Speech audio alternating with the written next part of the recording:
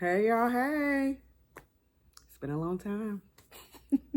I shouldn't have left you. Anyway, I'm not going to rap. It's your girl, Alice from Chasing Bliss. Thank you for watching. Today, I am back with a video.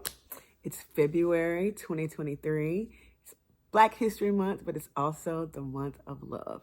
It's the month that I've set aside in the past 3 or 4 years to celebrate love. And by love, in this sense, I mean self-love. I actually renamed the month FebYOUary. I created this month, or this theme for this month, because it is a month of romantic love. And several years back, a lot of people were kind of sad and still do trash Valentine's Day in the month of love on social media. And I wanted people to understand that just because it's Valentine's Day, you don't have to feel bad that you don't have a romantic partner. The greatest love you could give is to yourself anyway. So why not use this month of love to celebrate yourself? So I created the FebYOUary challenge, where I encourage people to use the hashtag FebYOUary and list things, just one a day that you love about yourself. It can be small, it can be big, it can be whatever. And use that to build up momentum to love who you are, what you look like, love on your flaws, love on your perfections, love on anything about yourself, and share it with other people as well.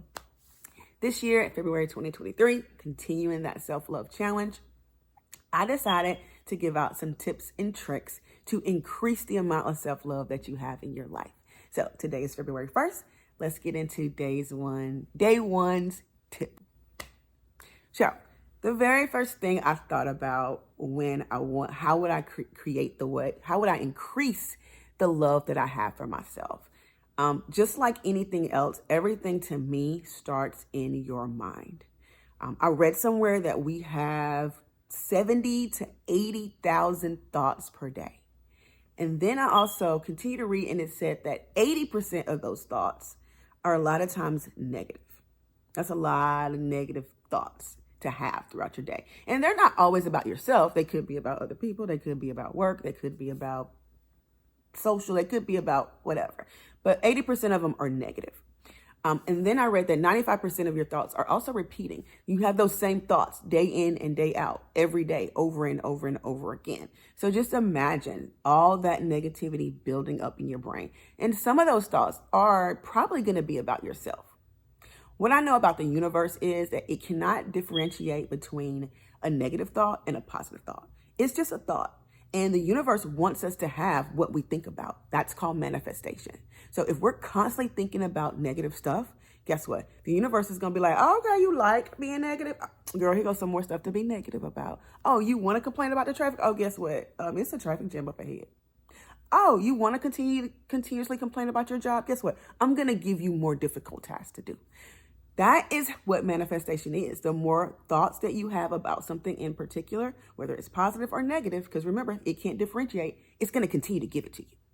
So if you are constantly thinking negative thoughts day in and day out repeatedly, you are going to continue to run into negative situations, and you're going to continue to have those negative thoughts because your brain is now going to be comfortable thinking that way. Well, let me show you how a negative thought can decrease the way you love yourself or how you feel about yourself. And I'll give you an example from just this morning that happened. This morning, I decided to start a beginner's Pilates program because I want to strengthen my core. I know that I have a pretty weak core. And so Pilates is a core-centered exercise. It focuses on moving from your core, therefore strengthening your core. Today was a beginner class. It was all of 10 minutes. I lay down on the mat. I tried to do the very first move. I could barely do it. It was so difficult. And the first thought that came to my head, and this is minute 1 of a 10-minute class, was, oh my God, you can't do this. Why are you doing this? Why are you trying to do this? You have no core muscles. You can't do this. Oh my God, you're not going to be able to do this. And I had to stop myself and say, you know what?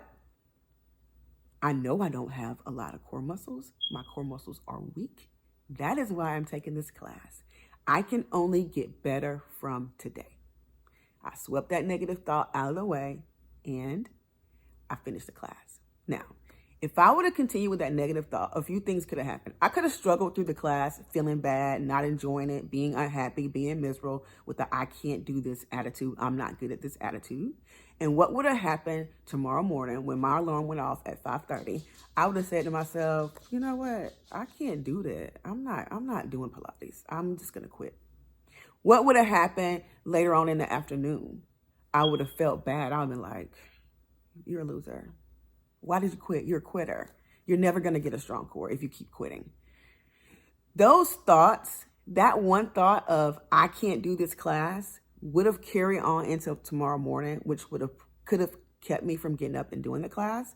It also could have made me feel bad about myself for quitting and never being able to have what I want, which is a strong core. Now, because I said to myself, you know what? Yes, your core is not as strong as you want it to be. You do have some core muscles. You are a beginner. You can only get better from here. Finish this class. Just keep trying. Tomorrow morning when I wake up, I should have the thought that, okay, you're a beginner. You're going to get a little better every day. Get on up. Let's see how day 2 feels. That is why you have to try your best to be conscious of your thoughts and also try to avoid those negative thoughts. Sometimes we can't control them. Our mind, 80,000 thoughts a day, there's no way you are controlling those. You are not conscious of those 80,000 thoughts per day. So what you have to do is be mindful and just be conscious of those thoughts when you are aware of them and sweep them out of the way, whatever they are, especially if they are about you and who you are. So, and as you learn to hear those thoughts and how they make you feel, you will definitely be like, all right, you know what? I got to get rid of this. I can't continue to feel this way. So when you start to get those negative thoughts, just be mindful so that you can just swipe them out of the way and start replacing them with some form of positivity. It doesn't have to be a huge affirmation. If it is, that's great. But at least release that negative thought and calm yourself down so that you won't continue to spiral. So that's tip 1 of increasing your self-love. Just try to avoid negative thought throughout the day. Just be mindful of them. And thank you guys for watching. I really appreciate it. If you like this video, give it a thumbs up. If you didn't, give it a thumbs down. That's fine, as long as you're engaging.